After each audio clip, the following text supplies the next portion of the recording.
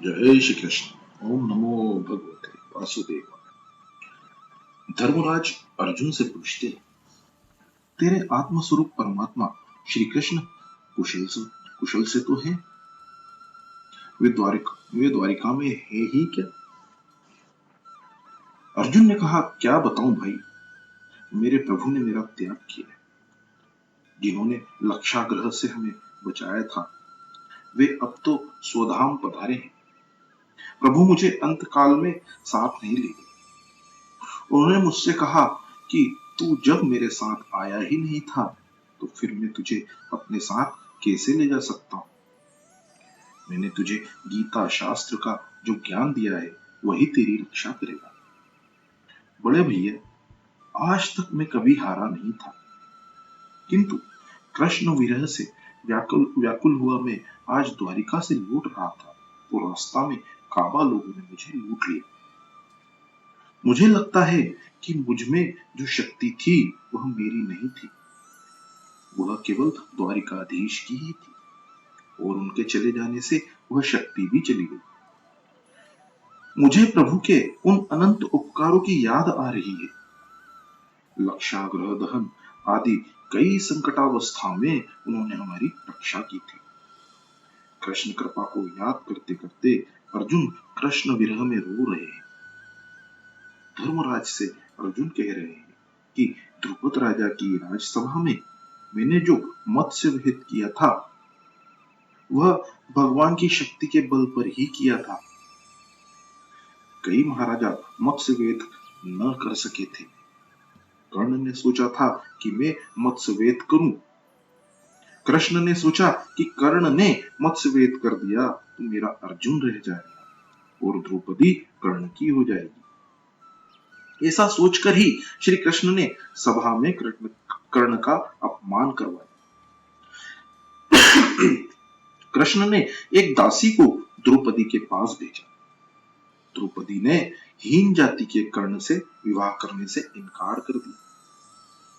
मुझ में तो हिम्मत ही न थी, किंतु मुझ पर भगवान की कृपा दृष्टि थी, जिससे मुझ में शक्ति का संचार हुआ और मैं उस दिन मत्स्यवेद कर सका। लक्षाग्रह की आग में पांडव जलकर मर गए थे। ऐसा मानकर दुर्योधन ने तो उनका श्राद्ध भी कर दिया था। संसार में मन रूपी मत्स्य घूमता फिरता है, उसको वेग रूपी बाण से मारो। जिसे द्रौपदी मिलती है, उसका सारथी भगवान को होना पड़ता है। द्रौपदी कृष्ण भक्ति का ही नाम है। मन को जब तक न मारोगे, कृष्ण भक्ति प्राप्त नहीं होगी। मन को जो प्रिय है वह मत करो। मन की इच्छा के वश नहीं होगे तो धीरे धीरे वह अंकुश में आता जाएगा। आज तक मौज में, शोक में, आनंद प्रमोद में, भोग में, पाप में कितना खर्च कर दिया, उसका जीव कोई हिसाब ही नहीं रखता। ब्राह्मण को कुछ दिया हो तो उसे वह याद करता है। हम और क्या कर सकते हैं? 1000 रुपये का दान दिया है, अंत काल में जीव चिंता करता है कि मेरी बेटी का क्या होगा, मेरे भांजे का क्या होगा, किंतु तू यह तो सोच कि तेरा क्या होगा। जिस पर भगवान की कृपा दृष्टि होती है, वही इस मन मत्स्य को मार सकता है। भगवान की कृपा दृष्टि जब तक न हो तब तक मन नहीं मरता। प्रभु की कृपा दृष्टि होगी तो मन मत्स्य मरेगा। मन मरेगा तो भक्ति रूपी द्रौपदी प्राप्त होगी। परमात्मा की कृपा दृष्टि होने पर ही जीव मन को वश में कर सकता है। प्रभु की प्रार्थना न करने से मन मनुष्य को अधोगति के गर्त में फेंक देता है। अर्जुन को कृष्ण के कई उपकार याद आ रहे हैं। उन्होंने मुझे गीता का उपदेश दिया था। बड़े भैया, एक बार भगवान ने मुझसे कहा था कि कुछ मांगो। बड़े बड़े ऋषि और महात्मा जन्म मरण के फेरों से मुक्ति पाने की इच्छा से जिनका ध्यान करते हैं, उनसे मैंने मांगा कि युद्ध में मुझे जीत मिले। अफसोस, मुझे मांगना ही नहीं आया।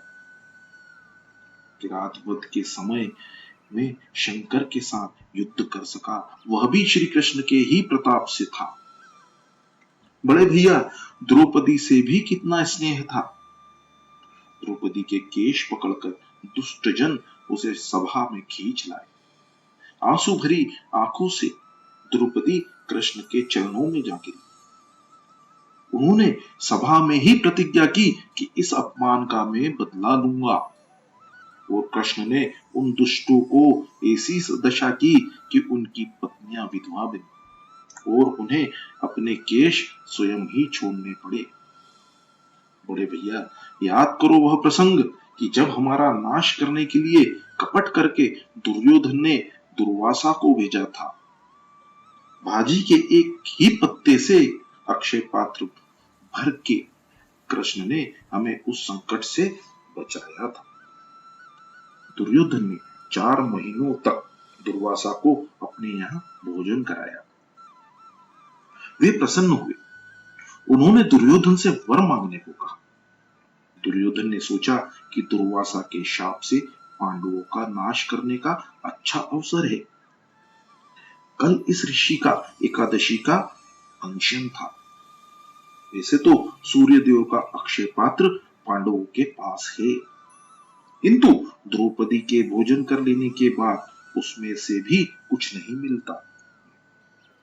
दुर्वासा द्रौपदी के भोजन करने के बाद वहां पहुंचेंगे और द्रौपदी से भोजन न मिलने पर क्रोधित होंगे और पांडवों को शाप देंगे, जिससे पांडवों की दुर्गति होगी। दुर्योधन ने ऐसा कुविचार करके दुर्वासा से विनती की कि आप अपने 10,000 शिष्यों को लेकर युधिष्ठिर का आतिथ्य स्वीकार करें, क्योंकि अपने कुटुंब के वे ही गुरुजन हैं। और हाँ, द्रौपदी बेचारी भूखी न रह जाए, इसलिए पांडवों के भोजन कर लेने के बाद ही आप वहां जाइएगा। संत की सेवा सद्भाव से करेंगे तो फलीभूत होगी, किंतु दुर्भाव से करेंगे तो वह सफल नहीं होगी। 4 मास तक दुर्वासा को अपने यहाँ भोजन कराकर दुर्योधन ने पांडवों के सर्वनाश की इच्छा की। इसी दुर्भावना के कारण उसकी अपनी ही हानि हुई। अन्यथा संत को भोजन दान करने से पुण्य मिलता है। दुर्योधन ने संत की सेवा तो की, किंतु किसी के सर्वनाश के हेतु से की, सो उसे पुण्य नहीं मिला। दुर्योधन की विनती के अनुसार दुर्वासा 10,000 शिष्यों के साथ पांडवों के आंगन में पधारे हैं। दुर्वासा ने युधिष्ठिर से कहा, राजन, कल एकादशी का अनशन था, सो आज हमें बड़ी भूख लगी है। आपके घर हम भोजन करने की इच्छा से आए हैं। सूर्य नारायण द्वारा दिए गए अक्षय पात्र से पांडव मध्याह्न काल में आए हुए ब्राह्मणों को भोजन कराते हैं। अक्षय पात्र संकल्प अनुसार भोजन देता है। पांडव तो ऐसे भक्त हैं कि विपदा अवस्था में भी ईश्वर की कृपा का ही दर्शन और अनुभव करते हैं। आज द्रौपदी भोजन कर चुकी है, सो अक्षय पात्र से भी कुछ भी मिलने की संभावना नहीं है। फिर भी युधिष्ठिर जी ने दुर्वासा से कहा कि बड़ी कृपा हुई हम पर कि आपने हमारा आंगन पावन किया। आप सब गंगा स्नान कर ले, इतने में हम भोजन तैयार कर देंगे। धर्मराज का धैर्य तो देखो कि घर में अन्न का एक कण भी नहीं है, फिर भी उन्होंने 10,000 ब्राह्मणों को भोजन के लिए आमंत्रित किया है। युधिष्ठिर को विश्वास है कि मैंने आज तक कभी अपने धर्म की उपेक्षा नहीं की है। इससे धर्म स्वरूप प्रभु मेरी रक्षा अवश्य करेंगे। भीम, अर्जुन, द्रौपदी आदि चिंता कर रहे हैं कि इन सबको भोजन कैसे कराएंगे। द्रौपदी भी सोचती है कि अब अक्षय पात्र भी काम नहीं आ सकता, क्योंकि मैंने भोजन कर लिया है। द्रौपदी दुख से कातर हो रही थी कि भोजन न मिलने से क्रोधित होकर दुर्वासा शाप देंगे और मेरे पांडवों का सत्यानाश हो जाएगा। द्रौपदी द्वारकाधीश की प्रार्थना करने लगी, नाथ मेरी लाज रखना, नहीं तो जगत तुम्हारी भी खिल्ली उड़ाएगा। द्रौपदी ने आर्तनाद किया, और जिस प्रकार आज तक तुमने हमारी सहायता करके लाज रखी है, उसी तरह आज भी हमारी लाज रखना।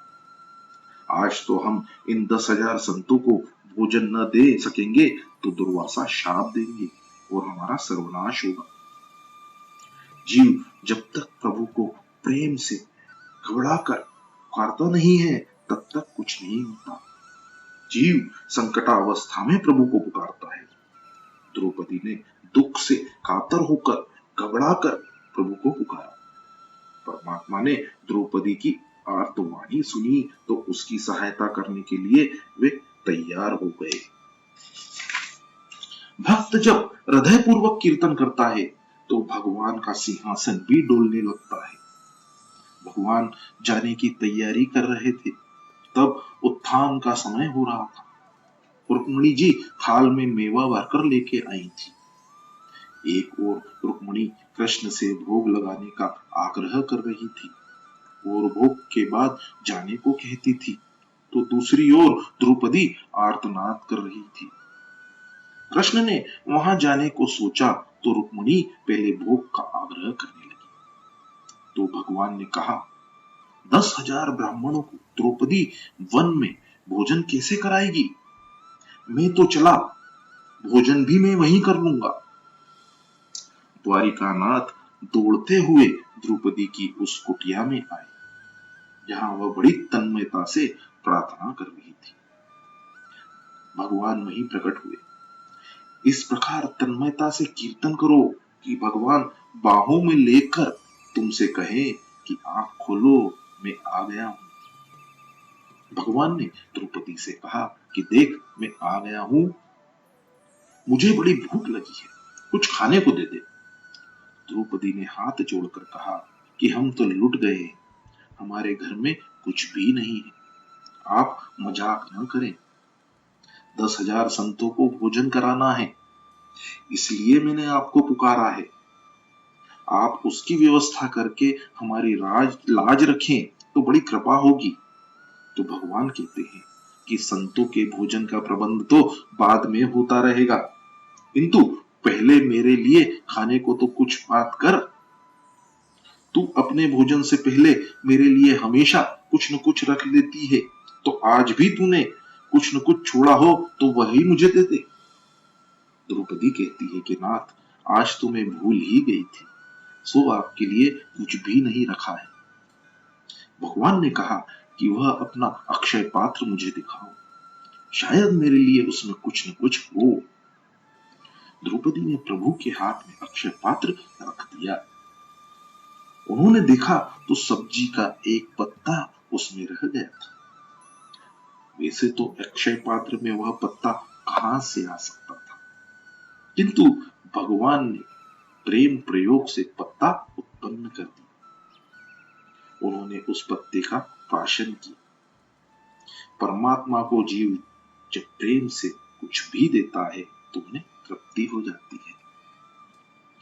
अंतर्यामी रूप से वे सभी जीवों में व्याप्त थे, अतः उनकी जब तृप्ति होती है तो सभी जीवों की तृप्ति होती है, सभी जीव तृप्त हो जाते हैं। परमात्मा को हजारों बार मनाओ, तब कहीं किसी दिन वे भोग लगाते हैं। कन्हैया को रोज भोग लगाओ, किसी दिन कुछ भी वे ग्रहण करेंगे तो भी तुम्हारा बेड़ा पार हो जाए। परमात्मा को अल्प मात्रा में भी भोजन कराओगे तो सारे जगत को भोजन कराने का पुण्य मिलेगा। भगवान द्रौपदी से कहते हैं कि आज जगत के सभी जीव तृप्त हो गए। भगवान दुर्वासा और अन्य 10,000 संत सभी तृप्त हो गए। युधिष्ठिर ने जाते हुए ब्राह्मणों को रोकने की आज्ञा दी। भीम संतों को बुलाने गया तो वहां वे तृप्ति की डकार ले रहे थे। वे भोजन करने के लिए आने का नाम ही नहीं लेते थे। दुर्वासा ने सोचा कि यह काम श्री कृष्ण का ही हो सकता है। उन्होंने भीम से पूछा कि कहीं द्वारिका से श्री कृष्ण तो नहीं आए हैं? भीम ने कहा कि वे तो कभी के आए हुए हैं और द्रौपदी से बातचीत कर रहे हैं। वे तो कहते हैं कि दुर्वासा तो मेरे गुरु हैं, सो मैं उनको आज प्रेम से भोजन कराना चाहता हूँ। दुर्वासा ने कहा कि श्री कृष्ण मेरे गुरु के भी गुरु हैं, मैं उनका गुरु नहीं हूँ। अब मुझे भोजन करने की कोई आवश्यकता नहीं। तुम्हारा संयम, सदाचार, धर्म पालन, कृष्ण भक्ति, कृष्ण प्रेम देखकर मुझे बिना भोजन किए ही तृप्ति हो गई। मैं संतुष्ट हूँ। दुर्वासा ने आशीर्वाद दिया कि तुम्हारी पांडवों की विजय होगी और कौरवों का विनाश होगा। बड़े भैया, सेवा दुर्योधन ने की और आशीर्वाद आपको मिला। शंकर स्वामी कहते हैं कि यदि जीव और ब्रह्मा एक न हो तो श्री कृष्ण पत्तों का प्राशन करें और दुर्वासा तृप्त हो, ऐसा कैसे हो सकता है? जीव और ईश्वर का भेद आभास मात्र है और तत्व तो एक ही है। जय श्री कृष्ण। राधे कृष्ण, राधे कृष्ण। जय श्री कृष्ण। ओम नमो भगवते